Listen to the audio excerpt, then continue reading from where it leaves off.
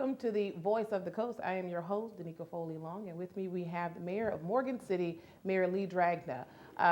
Actually, this is timely because just last night we had the meeting, and looks like a lot of things went on last night. Some really good things. We had 3 Positive Image Award honorees, which hasn't really happened. I mean, 3. Why 3 all at once? Why not maybe space them out over the couple of months or? Well, of course, you know that we have one of the greatest runners of all time, right? Vernon Norwood. And the only person that I know of that has ever won a medal at the Olympics from this city, much less this parish. Right.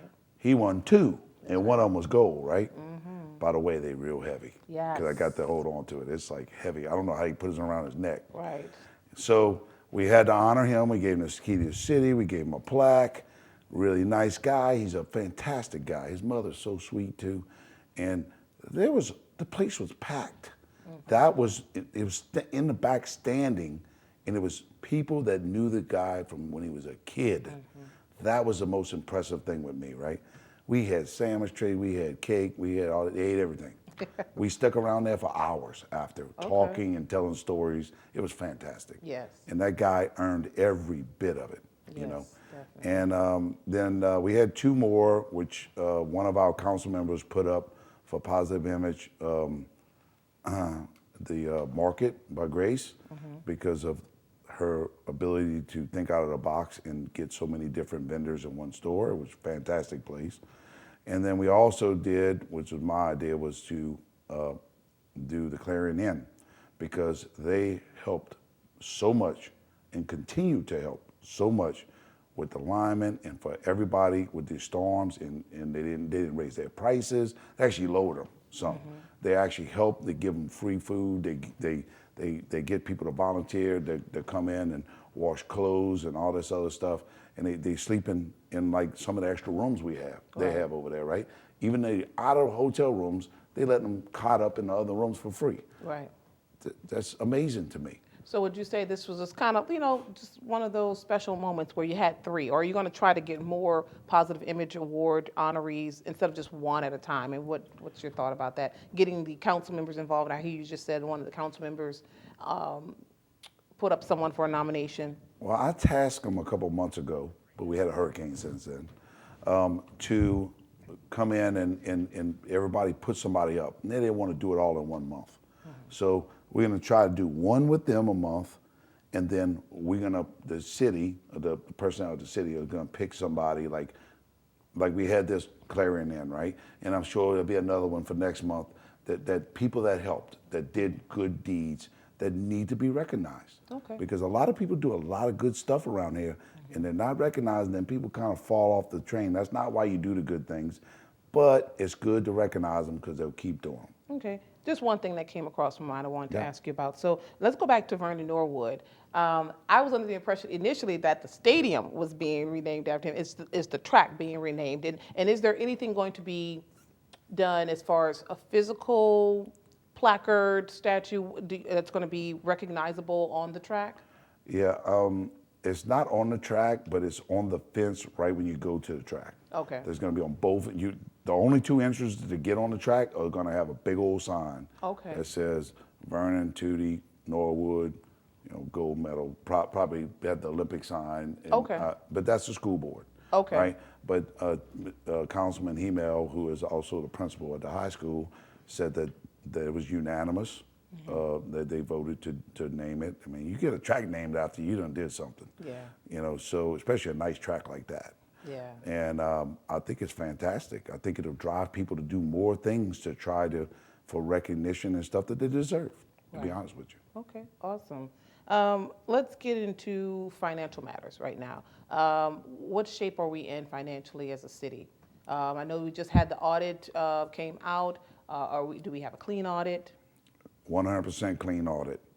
That was from 2020, and it says that we are a financially stable city, and we had 0 strikes against us, so that was awesome. Okay. And there's some formula that tells how stable you are for the long term, and we're in a really good spot with that. Like we're at the top of the tier. Okay. for that. Okay. So we're really good. We were really well off, and that's last year. And this year is looking even better. Awesome.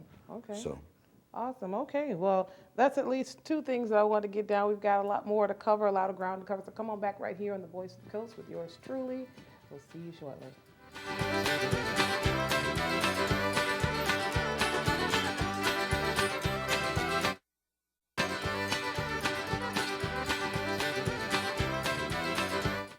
Welcome back to the Voice of the Coast. I am your host, Danica Foley Long, and with me we have Mayor Lee Dragna with the City of Morgan City. So far we've covered Positive Image Award, things that we never really talk about as much, but there were 3 people honored that night, actually just yesterday on Tuesday. Of course, we're going to run this over and over again. And then, of course, financial standing. Want to know where we are with our audit, and do we have a clean audit? You said yes, we do, and we're looking good for next year. Good stuff. yeah, Deborah Garber said the monthly up to date, we were 400 and something $1,000 above on our collections, and we're 600, almost $700,000 below on our expenses. So it's a $1.1 million swing. Okay. What do you To the attribute that good. to? Management, and the income is mainly taxes. Right. So we can't take credit for that. But the lesser in expenses, I believe it's just a different way of doing business. Nothing good or bad. It's just a different way taking a business approach. You don't think COVID or the pandemic, had any impact on that? Because not a lot.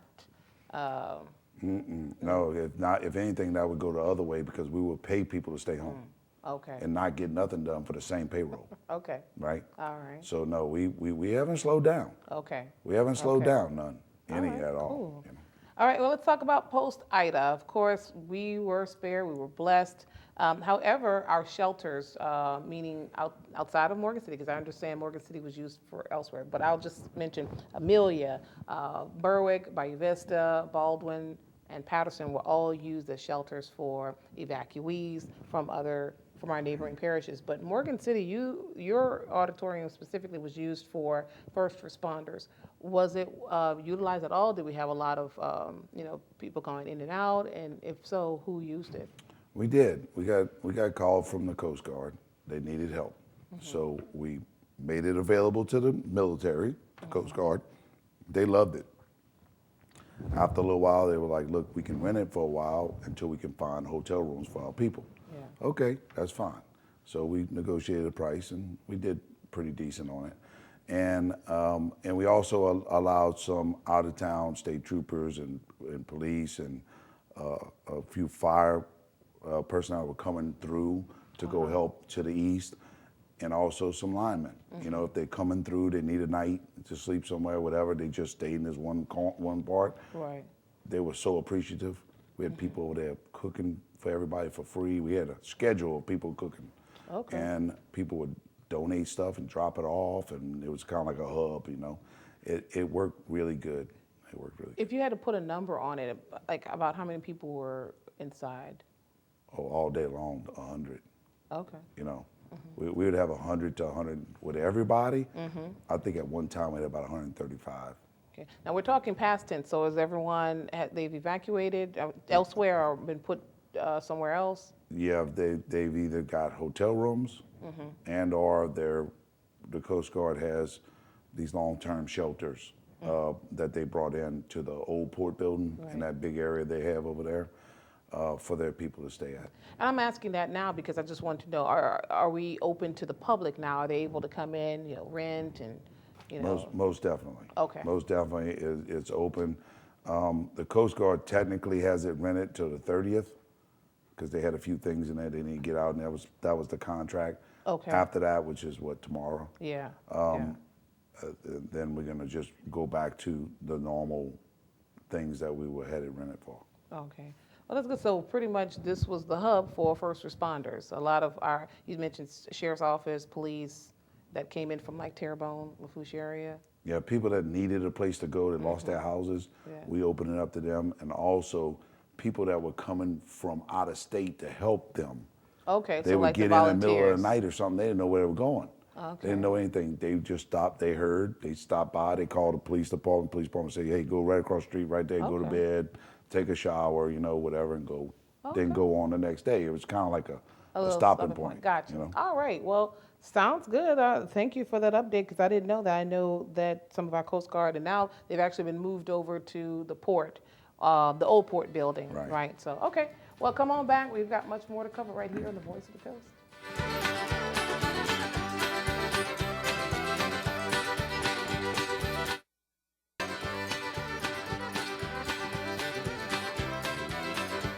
Welcome back to the Voice of the Coast. My guest is Mayor Lee Dragna with the City of Morgan City. Let's talk now about ARPA. Now it's a whole another acronym now. It's the American Recovery Plan Act. These funds, pretty much all of our municipalities have received, all the mayors are receiving this money. How much are we receiving in Morgan City? In total is like 3,960,000, but that's over 2 stipends, and we Right. believe it's a year apart, but we don't know that. So we received $1,900,000 already. Yeah, because they're going to be putting it into installments, right? Yes. So there's various projects, a lot of projects, and one of which is a sewer project. Can you tell us more about that? Well, we actually already started it. So we're doing a sewer upgrade and rehabilitation to one of the sewer lift stations on Maple Street. Oh, yeah. But then we're also going to install 8 new generators at the lift stations, emergency generators, Come on. automatic generators. We don't have to go Right. start them. Okay. But then we also have 2 more lift stations. I'm embarrassed to say this. I couldn't tell you which ones they are, where I deal with so many of them. That's going to get rehabbed too. Okay. Mainly the outfall piping needs to be recoated on the inside. They got Okay. some way of recoating it. Now, something you told me prior to us actually going on air is water plant. We get a new water plant? Yeah, so in capital outlay, we got $1,750,000 this year to get a new clarifier and foundation for it, for the water plant. That's what makes the water clear. And we also filed in the water plan projects for a second one, so we can have brand new water clarifiers. And what we'll do is we'll use our old clarifier, which is a big whirly bird in a tank. That's the oldest thing. That's 50 years older than me. And we're going to use that for storage, and it'll allow us to hold a couple million more gallons of water. So if we have an emergency, like we did when it froze and we lost water pressure because we lost all the water real fast, we're better recoup from it. We have the pumping capacity, we just didn't have the storage. So, again, this is not from the ARPA funds, it's from capital outlay? The first one's from capital outlay. The second one is not from ARPA funds. Okay. It is from what they call I guess it's part of ARPA funds. It's called the water program. So Okay. anything to upgrade water, and then there's a sewer side of the water program too. So it allows you to get up to $5 million in water program projects and $5 million in sewer, and we're going after both. Okay. We're going after a total of $10 million Okay. plus the So- 1.75 million we already got. Right. So, before this is all over with, I believe the city will be applying for at least $30 million worth of grants, which that's what the money's for. You just Right. got to go work for it to get it. All right. Well, speaking of grants and what the public can actually apply for, and we've talked about this several times on the show, the Facade grants and also the weatherization grants. Correct. The Facade grants are for businesses, whereas the weatherization grants are for individuals who meet certain requirements to have their homes weatherized, right? Basically, Okay. soft wash, caulked, and painted. Yeah. Right. So we're this close. Okay. We have hired a manager for that and an inspector. He is working with our person in charge of this to make sure that our grant, basically we're going to give you a grant, we're going to grant you this process and this money by you signing off on it, and you qualifying first, you sign off on it, and we're going to do the work for you on the homeowners. And then we're going to inspect it every step of the way to make sure it's done right, and then we're going to get you to sign off saying you good with it. I have about 30 seconds Yeah. left. So who's going to be doing the work? Is that going to be employees of the city, or are you No, going to hire new? we're putting out another application for the contractors right Okay. now, and then we'll have multiple contractors working. Each one get 4 or 5 houses at a time. Okay. All right. Well, sounds good. Come on back right here on the Voice of the Coast.